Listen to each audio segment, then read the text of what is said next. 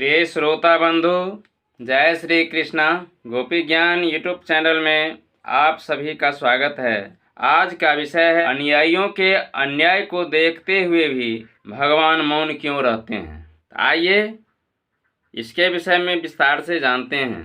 लोग हमेशा अच्छा बुरा देख और अपने अंदर साथ घटने वाली घटनाओं से व्याकुल होकर भगवान पर हमेशा दोषारोपण करते हैं और कहते हैं कि हे भगवान, मैं क्या बिगाड़ा है जो मुझे आप इतना कंगाल बना दिया और उस आदमी को आप इतना धन दे दिया। वो क्या बिगाड़ा है जो इतना बड़ा सज़ा उसको दे दिए। इसके साथ इतना भारी घटना घट गया, लेकिन आप चुप क्यों है और मौन क्यों है। इसकी पुष्टि में आपको 2 उदाहरणों द्वारा अवगत कराऊंगा, लेकिन इससे पहले आइए एक कथा के माध्यम से इसको अच्छी प्रकार से समझते हैं। यह कथा बहुत ही ज्ञानवर्धक और रोचक है, यह सबको सुनना चाहिए। तो आइए कथा श्रवण करते हैं। किसी गांव में एक शिव जी का मंदिर था। उस मंदिर में एक पुजारी स्थापित था। मंदिर में जो भी चढ़ाना और दान दक्षिणा से पैसा होता था, उसी से वह पुजारी अपने बाल बच्चों का किसी तरह से भरण पोषण करता था। पुजारी हमेशा कुछ न कुछ मन में सोचता रहता था कि कैसा है मेरा जीवन। भर दिन मंदिर में ड्यूटी करता हूँ, लेकिन मेरे परिवार का भरण पोषण अच्छा से नहीं हो पा रहा है। कुछ न कुछ घटा ही रहता है। उसने भगवान से याचना करने लगा, कहने लगा, हे ईश्वर, हे भोलेनाथ, कैसा सुंदर जिंदगी है आपका, जो आप भर दिन मंदिर में आसन पर विराजमान रहते हैं और आपका भक्त आपके लिए तरह तरह के मेवा मिष्टान भोग लगाते हैं और आप आराम की जिंदगी गुजारते हैं। लेकिन मेरा जिंदगी कैसे दुखों से भरी पड़ी है। इस प्रकार भक्तों के दर्द भरी बातों को सुनकर भोला बाबा को दया आ गई। वह भक्तों से कहने लगा, देखो भक्त, बात ऐसी नहीं है। हर मनुष्य या व्यक्ति को दूर से हटकर दूसरों का जिंदगी अच्छा लगता है, लेकिन बात ऐसा नहीं है। कहीं तुमसे ज़्यादा बेचैनी मेरे पास है। पूरा संसार का देखभाल करना पड़ता है। कौन क्या खाया न खाया, इसके साथ क्या अच्छा बुरा हुआ हो रहा है, सारी बातों का लेखा जोखा मुझे रखना होता है और इसके हिसाब से उसको दंड और सुख देना होता है। इस प्रकार बाबा की बातों को सुनकर भक्तों को संतुष्टि न हुआ। वह कहने लगा, प्रभु, मुझे विश्वास नहीं होता है। मुझे आप कम से कम एको दिन का अपना वाला जिंदगी तो जीने दीजिए, तभी पता चल जाएगा कि किसको कितना सुख है। भक्तों की ऐसी बातें सुनकर भोला बाबा कहा, ठीक है, ऐसा मैं तभी करूँगा जब तुम मेरे साथ एक शर्त रखो। भक्त ने कहा, शर्त मंजूर है। तो भोला बाबा ने कहा, इस बात को गुप्त रखना है।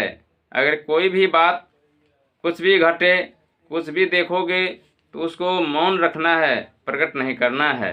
तब पुजारी जी भोले बाबा की मूर्ति में विराजमान हो गया और भगवान पुजारी बन गया।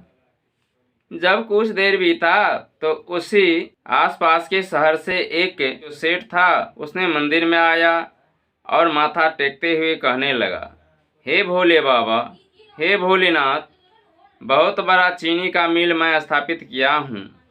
इससे आप हम पर कृपा कीजिए कि सफल हो जाए। ऐसा कहकर सेठ जी जब जाने लगा तो उसका रुपया से भरा हुआ बटुआ मंदिर में गिर गया।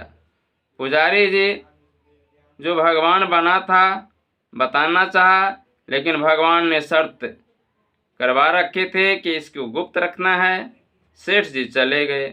तब कुछ देर के बाद एक गरीब व्यक्ति पुनः मंदिर में आया और माथा टेकते हुए भगवान से कहने लगा कि हे प्रभु, हे भोलेनाथ, मेरे बच्चे बीमार है और मेरे घर में खाने पीने के लिए कुछ भी नहीं है। मेरे माँ बाप भी भूखे हैं, एक शाम का भी खर्चा नहीं है और इलाज के लिए पैसा भी नहीं है। क्या करूं प्रभु, कुछ मदद कीजिए।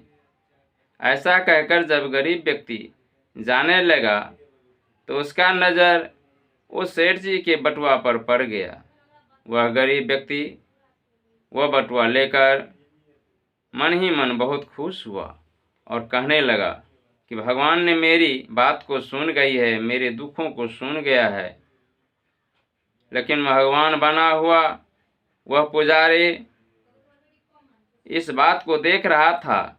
वह बताना चाहा पर वह शर्त याद आ गया, जिसके कारण वह चुप रह गया। इसके थोड़ी ही देर बाद एक व्यक्ति पुनः मंदिर में दाखिल हुआ, जो सिपाही था, जो लड़ाई क्षेत्र पर उसको जाना था। वह माथा टेक कर कहने लगा कि हे भोलेनाथ, मैं लड़ाई में जा रहा हूँ, मुझ पर आप दया करें कि मैं अपने ड्यूटी करके सकुशल घर लौट आऊँ। ऐसा कहकर सिपाही जब जाने लगा कि उधर सेठ जी कुछ सिपाहियों को लेकर मंदिर में आ गया और कहने लगा कि मेरा पैसा यही व्यक्ति ले लिया है, मेरी पूजा करने के बाद सिर्फ यही आया है, इसलिए इसको पकड़ लिया जाए। इस बार भगवान बना पुजारी को बात हजम न हुआ। वह भगवान के साथ जो शर्त रखा था उसको तोड़ने पर मजबूर हो गया और कहने लगा कि इस सिपाही के साथ अन्याय हो रहा है, मैं ऐसा अन्याय नहीं होने दूंगा। इसलिए वह शर्त को तोड़ करके बोल दिया कि ए सेठ, ये सैनिक तुम्हारा रुपया नहीं लिया है, रुपया तो एक गरीब व्यक्ति ले गया, क्यों मैं भगवान भोलेनाथ बोल रहा हूँ।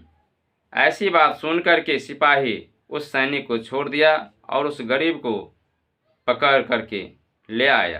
तब तक एक दिन का समय में बीत गया। अब भगवान प्रकट हुआ।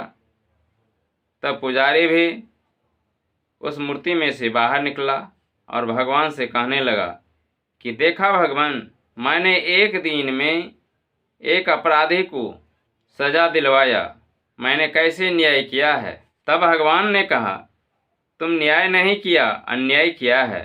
तो पुजारी ने कहा कैसे।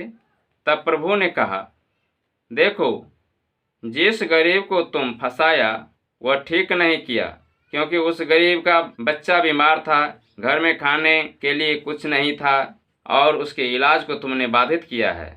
इधर वह सेठ बहुतों का बेईमानी करके रुपया इकट्ठा किया था, इसलिए उस गरीब के दुखों का तो वो रुपया सहारा होता और इधर सेठ जी का पाप भी करता। ऐसा तुम नहीं होने दिया, इसलिए बहुत बड़ा पाप किया है। तीसरा, वह सैनिक जिसका जान तुम बचाया है, वह अपनी राजा के साथ एक राजा के ऊपर हमला करने जा रहा है, ये भी तुम अनुचित किया, क्योंकि उसका तुम रिहाई करवा दिया है।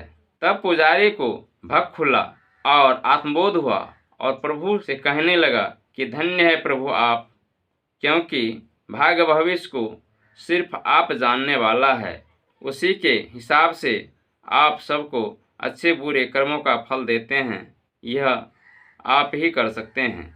इन बातों के पुष्टि पहला उदाहरण के रूप में भगवान मौन क्यों रहता है, पुष्टि इस प्रकार किया जा सकता है कि जब तक मनुष्य दुनिया वाला पर भरोसा रखते हैं तब तक भगवान उनको नहीं देखते हैं।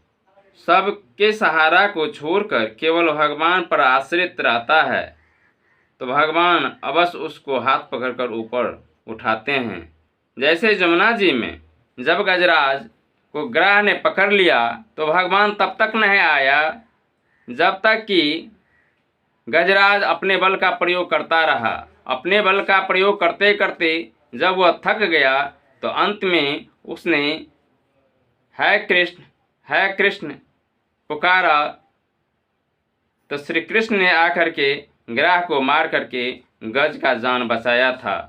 इसलिए प्रिय श्रोता भक्तों, आप समझ गए होंगे दुनिया वालों पर आश्रित न हो करके केवल एक प्रभु पर आशा करते हैं तो प्रभु उसके हाथ को पकड़ करके ऊपर उठाते हैं और उनके कष्टों को हर लेते हैं। इस वीडियो में इतना ही। अगर वीडियो अच्छा लगे तो लाइक और सब्सक्राइब जरूर कर दीजिएगा, ताकि इस तरह के धार्मिक, मार्मिक, ज्ञानवर्धक वीडियो मैं अपने चैनल पर बराबर डालता हूँ। धन्यवाद।